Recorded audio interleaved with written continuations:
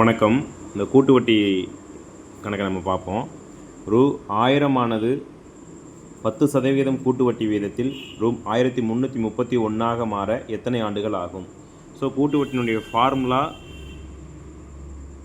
P × 1 + R/100 whole power n. இதுதான் மொத்த தொகை உண்டான ஃபார்முலா. மொத்த தொகை அப்படிங்கிறது A. ஸோ P நமக்கு எவ்வளோ கொடுத்துருக்காங்க? 1000 கொடுத்துட்டாங்க.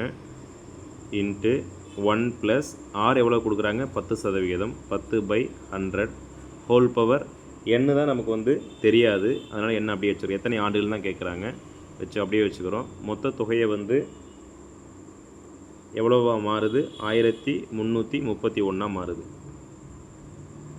ஸோ அதுக்கடுத்து 1000 இன்ட்டு இந்த கலப்பு பின்னமாக இருக்கிறத நம்ம மாற்றினோம்னா 1 × 100 100 + 10 110/100 whole power n equal 1331.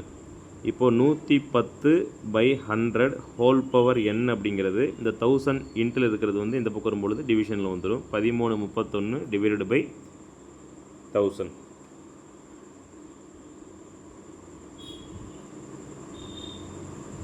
So இப்போ அடுத்து என்ன பண்ணலாம் அப்படின்னா, இந்த ஒரு சைபர் அடிச்சிடலாம். ஸோ 11/10 ஹோல் பவர் என்னன்னு வரும். ஸோ இதை 1331 1331 / 1000 அப்படிங்கிறது 1331 அப்படிங்கிறது 11 கியூப் அப்படின்னு வச்சா 1331 வரும். அதே மாதிரி 1000க்கு 10 கியூப் அப்படின்னு வச்சா வரும். ஸோ 11 × 11 1 1 1 1 1 1 1 2 121. மறுபடியும் ஒரு 11 மல்டிப்ளிகேஷன் பண்ணால் 1 1 1 1 2 1 1 1 2 1 1 3 3. ஸோ 1331 1331 வந்துருச்சு இல்லைங்களா? ஸோ அதனால் 11 கியூப்னா 1331, 10 கியூப் அப்படின்னா 1000. இப்போ நம்மளுக்கு என்னுடைய வேல்யூ என்ன? இப்போ 2 ஈவனாக இருக்குது, 11/10 ஈவனாக இருக்குது. என்னுடைய வேல்யூ நம்மளுக்கு 3. So answer C. ஸோ இன்னும் எளிய முறையில் நம்ம போடுற மாதிரி இருந்துச்சு அப்படின்னா, ரொம்ப ஈஸியான முறையில் நம்ம போடுற மாதிரி இருந்துச்சு அப்படின்னா, கொடுத்துருக்கிற வேல்யூ 1000 இன்ட்டு 10% சொல்கிறாங்க. 10%னா 10/100ன்னு அர்த்தம். இது முதல் வருடத்துக்கு நம்ம எடுத்துக்கிட்டோம் அப்படின்னா இந்த சைபர். ஸோ 100 ரூபா. அப்போது 1000 ஏற்கனவே இருக்குது, ஒரு 100 ரூபா வட்டி. அப்போ 1100 ரூபா அப்படிங்கிறது அந்த மொத்த தொகை முதல் வருடத்துக்கு வந்துடும்.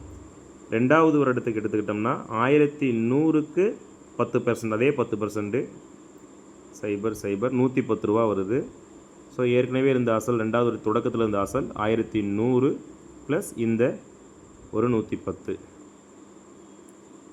இதை ஆட் பண்ணோம்னா 1210 ரூபா வரும்.